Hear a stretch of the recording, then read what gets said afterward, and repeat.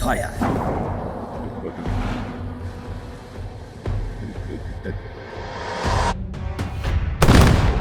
During the Battle of the Philippine Sea on June 19th to 20th, 1944, the American battleship faced attacks from the Japanese Navy with determination to crush U.S. naval power once and for all. But here's what makes this whole thing interesting. The USS Alabama didn't just survive, it became a source for tourist attractions after many years. Why? There was a secret device on board that made this ship nearly impossible to sink. But before we talk about that, let's hear the whole story on how the Alabama played a major role in one of the most decisive battles of World War II. The history of the USS Alabama. The USS Alabama was part of the South Dakota class built in the 1940s. When you talk about the most advanced warships of its time, then you know you speak about the Alabama.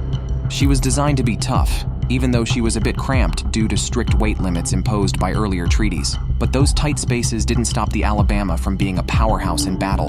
When the Japanese fleet, led by Admiral Toyota, launched their decisive battle to crush American naval power, they didn't imagine just how ready the US forces were. Instead of catching the Americans off guard, the Japanese found themselves in a desperate struggle. The skies above the battle were filled with dogfights as American pilots, well-trained and determined, tore the Japanese air into shreds. The Alabama played a vital role in this defense, using its powerful anti-aircraft batteries to help protect the fleet from incoming enemy planes. You see, this ship wasn't just tough because of its armor and guns, because it is no different from other ships that have been vulnerable to torpedoes and bombs. However, after entering service, it was first sent to protect convoys headed to the Soviet Union. But her real test came in 1943 when she was transferred to the Pacific. Here, the Alabama became a guardian for the Fast Carrier Task Force, protecting aircraft carriers from enemy attacks. From the Gilbert and Marshall Islands campaign in late 1943 to the battles in the Mariana and Palau Islands in mid-1944, the Alabama was in the thick of the action. She didn't just defend, she attacked, pounding Japanese positions with her powerful guns. The USS Alabama design. In the 1930s, the world was gearing up for war, and the United States was building a new class of battleships, the South Dakota class. These ships had to fit strict rules, like being no more than 35,000 tons, and their main guns couldn't be larger than 14 inches. But when Japan broke away from these limits, the US decided to arm their new battleships with 16-inch guns. The US Navy decided to push the boundaries too, fitting the Alabama with 16-inch guns and massive weapons that could reach targets miles away. But there was a catch: the ship had to remain within the weight limit, which made designing her a real struggle. Despite her heavy armor and powerful guns, she had to stay within that weight limit, making her design a real challenge.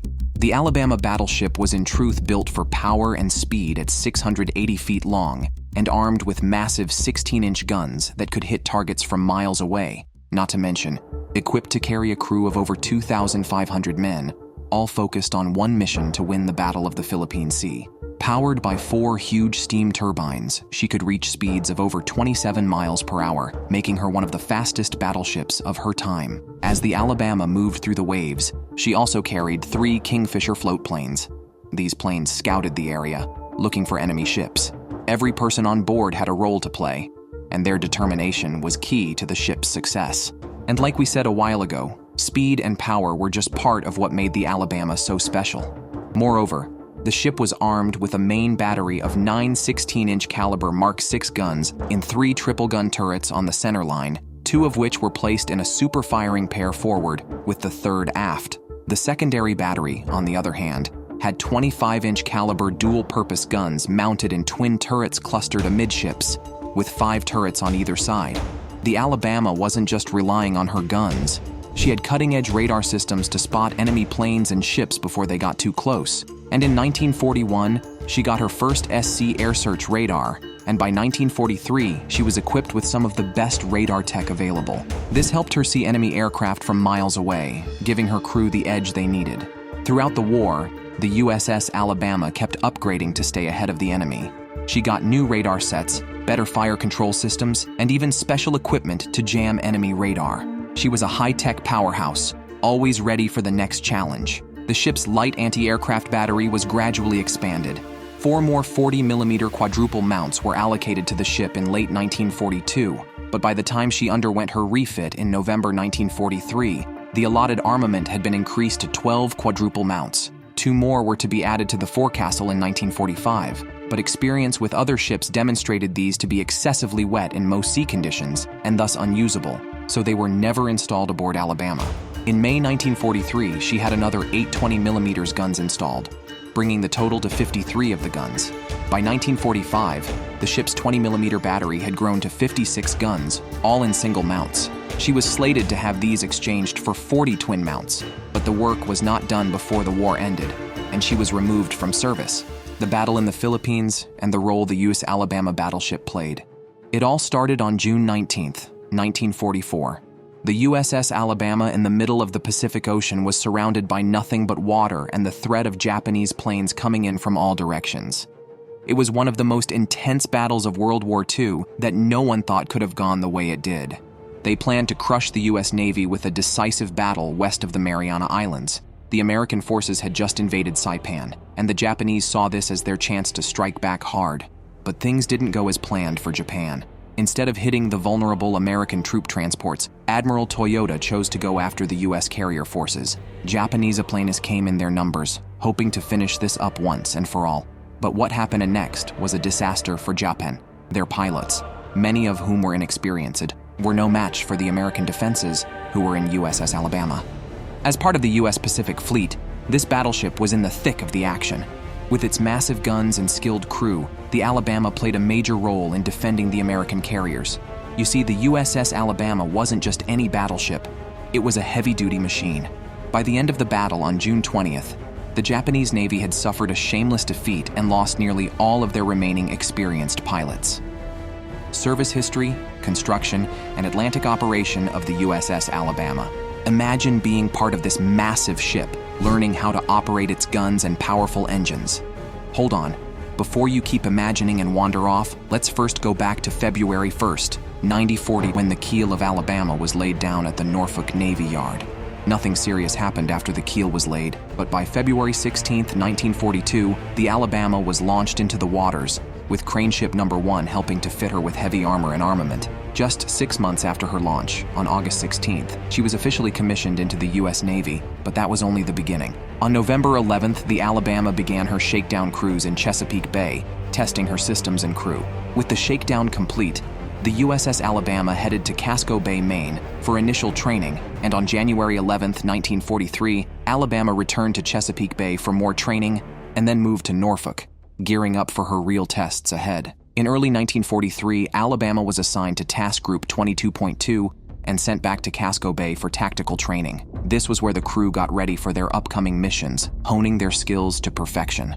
Her first big mission was in April 1943, when she was sent to join the British Home Fleet. This was during a crucial time when the British needed reinforcements to protect Arctic convoys heading to the Soviet Union.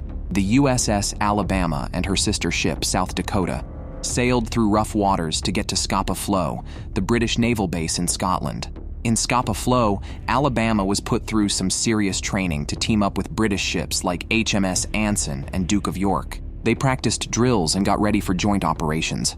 It was a big job, but Alabama was up to the challenge. In June 1943, Alabama played a key role in Operation Governor. This was a clever plan to distract the Germans during the Sicily invasion. The Allies hoped to lure out the mighty German battleship Tirpitz, but the Germans stayed put, so Alabama and South Dakota headed back home. By August, Alabama was on her way back to the United States for an overhaul. She arrived in Norfolk on August 9th, just in time for a big upgrade. After her time in the shipyard, she sailed through the Panama Canal and headed for the Pacific, the USS Alabama and its Pacific operation. On November 7th, the Alabama set course for Fiji, and just 4 days later, she was on the front lines. What was the target? The Gilbert and Marshall Islands, with Tarawa being the main objective. As American forces stormed the beaches of Tarawa, Alabama's job was important. She had to protect the aircraft carriers, the very heart of the fleet, as they struck Japanese airfields in the Marshalls. If the enemy planes weren't neutralized, the landings would be in danger. And the night of November 26th was one of those moments that tested the Alabama and her crew. Japanese aircraft approached the fleet, but Alabama was ready. Her guns lit up the night, firing at the incoming planes. The tension was thick, but the crew held their ground, knowing that their success meant the safety of thousands of lives on those islands. The U.S. Alabama escorted the aircraft carriers while they struck Japanese airfields on nearby islands in the Marshalls to neutralize their ability to interfere with the landing. She then supported the landing on Batio in the Tarawa Atoll on November 20th, followed by the landing at Macon. Alabama twice engaged Japanese aircraft that approached the fleet on the night of November 26th. By December 12, 1943, Alabama was escorting the aircraft carriers Bunker Hill and Monterey back to Efate in the Pacific. The journey was long, the seas were rough, but the Alabama's crew didn't get tired. They arrived safely at Efate, where the USS Alabama briefly paused before her next mission. And sometime in January 5, 1944, the Alabama found herself in Pearl Harbor for much-needed maintenance. One of her propellers was replaced, and other vital repairs were made to ensure she was ready for the next phase of the war. By January 21st in the same year, she was back in action in Funafuti in the Ellis Islands, where she joined the fleet for the next major operation. The Pacific War was entering a new, brutal phase, and the USS Alabama was just right in the middle of it. Every mission, every battle, brought the ship and her crew closer to the ultimate goal: victory over Japan. After the initial bombardment, Alabama and her task group had another mission: to guard the northern approaches to Kwajalein. The fear of a Japanese counterattack loomed large. Alabama's crew stayed vigilant, scanning the horizon for any sign of enemy ships or aircraft that might try to strike back. For days, Alabama patrolled the waters north of Kwajalein, always on the lookout and ready to defend against a Japanese counterattack. Every sailor knew that one mistake could mean disaster, but interestingly, the counterattack never came. The Japanese, battered and beaten, were unable to mount any significant response. By the end of the campaign, Kwajalein was in American hands, and the Japanese grip on the Pacific had been weakened. Just a few weeks later, in February, the USS Alabama was back in action for Operation Hailstone. This time, the target was the Japanese stronghold at Truk. This island was a key staging area for the Japanese fleet. On February 16th and 17th, Alabama escorted carriers that released a devastating attack on Truk, crippling the Japanese forces there. But the Alabama wasn't just a bystander. She was the shield, the protector, ensuring that the carriers could deliver their deadly payloads without fear of enemy interference. Her role was vital, and her impact was undeniable. But on this particular day, something went terribly wrong. Alabama's number 95-inch turret accidentally fired into its own number 5 mount. The explosion was catastrophic, and 5 brave sailors lost their lives, and 11 more were wounded. The crew was shaken, but there was no time to grieve. Of course, they knew the Alabama's mission wasn't over. Despite the tragedy, the ship continued on its sweep southeast of Saipan, searching for Japanese vessels that could be hiding in the area. The tension was thick. The crew knew that at any moment they could face another attack. Fortunately for them, there were no enemy ships to be found. The ocean was empty, so the fleet changed course, heading to Majuro to refuel and gather more ammunition. It was a brief moment of rest, but for the crew of the Alabama, the memories of that accident would never fade. At Majuro, the USS Alabama took on a new role. From March 3rd to 8th, she served as the flagship for Vice Admiral Mark Mitcher, the commander of the Fast Carrier Task Force. The ship that had just witnessed such tragedy was now at the heart of one of the most powerful fleets in the Pacific. The USS Alabama was no stranger to battle. After months of hard-fought engagements across the Pacific, she was now part of TG 58.3, and her new mission was to protect the aircraft carrier Yorktown as they headed towards the Caroline Islands. And on March 22nd, the fleet left Majuro to attack Palau, Yap, Ulithi, and Wolai, because they knew these were not just dots on a map. These were strategic targets that the Japanese would possibly defend fiercely. The tension in the air was thick, knowing that at any moment, the enemy could strike. And yes, they did strike on the night of March 29, but the USS Alabama's crew sprang into action, their training kicking in as they manned the anti-aircraft guns, eyes scanning the sky for the enemy. The battle was intense, and fortunately, the Alabama's gunners tracked a Japanese plane, the tension mounting as it drew closer. Then, with a burst of gunfire, they hit their mark, sending the enemy plane plunging into the sea. But the fight wasn't over yet. Another plane was in their sights, and this time, Alabama teamed up with the rest of the fleet to bring it down. By morning came the next phase of the operation. The fleet arrived at the Carolines, and the carriers began their raids on the Japanese bases. The Alabama stood by, her guns ready, protecting the fleet from any threat that might come their way. Late in the day, Another Japanese aircraft made a daring attempt to attack the fleet. But once again, the USS Alabama's guns roared to life, driving off the enemy before it could strike.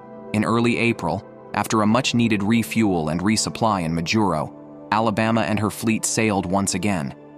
This time, their mission was to support the Army's push in New Guinea. They were tasked with escorting the veteran carrier Enterprise for a series of powerful strikes along the coast of western New Guinea. On April 13th, Alabama joined the Enterprise as they launched attacks on Japanese positions. It wasn't just about hitting targets. It was about breaking the enemy's grip on the region. The Alabama's role was critical.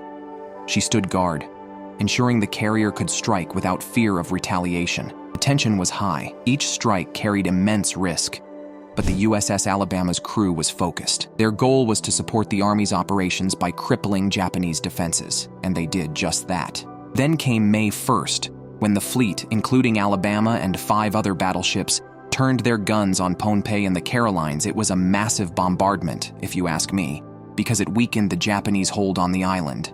With Pohnpei in their wake, the fleet headed back to Eniwetok. This was no ordinary stop. It was a crucial preparation point for the next big push, the invasion of the Marianas. The USS Alabama role in Mariana and Palau Islands campaign. Now let's talk about the Mariana and Palau Islands campaign in June 12, 1944, when the waters off Saipan were calm. Too calm, I must say. The USS Alabama, now part of Task Group 58.7, was ready to show her fury on the Japanese defenses. But there was one problem: Alabama's crew hadn't had much practice in shore bombardment. This was a whole new kind of battle. The first shots? Not so great. The mighty Alabama, usually so precise, struggled to hit the mark. But there was no time to dwell on it. This wasn't just any battle. This was the breach of Japan's inner defensive perimeter.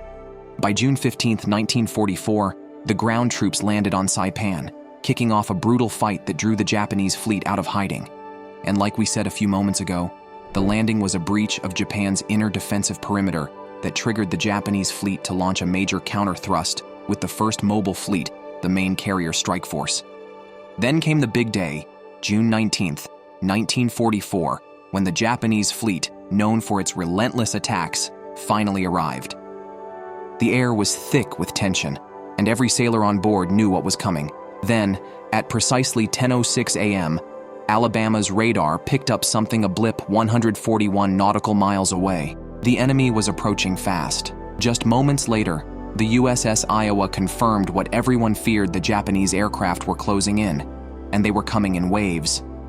7 waves, to be exact. Each one more determined than the last to break through the American defenses. First wave of Japanese planes swooped down, determined to cripple the American fleet. But the men on the USS Alabama were ready. Then it happened. A pair of torpedo bombers broke through the defenses, aiming straight for South Dakota, Alabama's sister ship. Alabama's gunners released a storm of anti-aircraft fire, driving off the bombers, but not before a lone dive bomber made its move, heading straight for USS Alabama. Everyone held their breath as the bomb fell, but in the heat of battle, the pilot missed his mark. Alabama was safe, for now. Vice Admiral Willis A. Lee, the commander of Task Group 58.7, recognized Alabama's crew for their quick actions. Their radar detection had given the American carriers just enough time to launch their fighters, intercepting the attackers before they could inflict serious damage. But the job wasn't done. On July 14th, Alabama left the island of Eniwetok, where she had undergone some much-needed maintenance. With Rear Admiral Edward Hanson now aboard as the commander of Battleship Division 9, Alabama was ready for the next stage of the campaign, the invasion of Guam, set to begin on July 21st. For 3 weeks, Alabama escorted the carriers, ensuring their safety as they launched airstrikes and supported ground troops during the invasion. The stakes were high, and Guam was a key target in the Pacific campaign, and the success of the operation depended heavily on ships like Alabama doing their job. But war doesn't allow for rest. On August 11th, Alabama was sent back to Eniwetok, where the crew had a brief moment to catch their breath before the next mission. Just over 2 weeks later, on August 30th, they embarked on Operation Stalemate 2.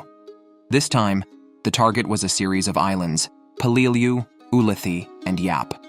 The plan was to secure these islands as part of a larger strategy to push further into Japanese-held territory. And Alabama? She was right in the middle of it. Now part of Task Group 3D 8.3. From September 6th to 8th, Alabama escorted the carriers as they launched strikes on these islands. The goal was simple but critical to soften up enemy positions and pave the way. Interestingly, in all of this Pacific War, the USS Alabama played her part with determination and skill. Her role in these battles was not just about firepower, it was about protecting the fleet, ensuring that the carriers could do their job, and ultimately, helping to turn the tide in the Allies' favor. The secret device that made the American ship unsinkable. What happened to the USS Alabama after the war? After the war, the Alabama wasn't done. She joined Operation Magic Carpet, bringing home thousands of soldiers from the war zone. It was a bittersweet journey, as this mighty warship became now a carrier of peace. In 1947, the Alabama was decommissioned, and for a while, it looked like her story might end there. But the people of Alabama had other plans. They rallied to save the ship from being scrapped, raising the funds needed to preserve her. Today, the USS Alabama stands proudly in Mobile Bay, a museum ship and a reminder of the courage and strength that defined her service. So what was the secret device that made the USS Alabama unsinkable? Well, here is where it gets super interesting. Alabama's radar operators pick up something on their screen's blips, far out, and that was the SK radar, an American-made technology that gave the Alabama eyes in the sky. Those blips meant one thing: the Japanese were coming, and because they knew the Japanese were coming, they prepared so well that this mighty ship was unsinkable. Thank you for watching. See you in the next video.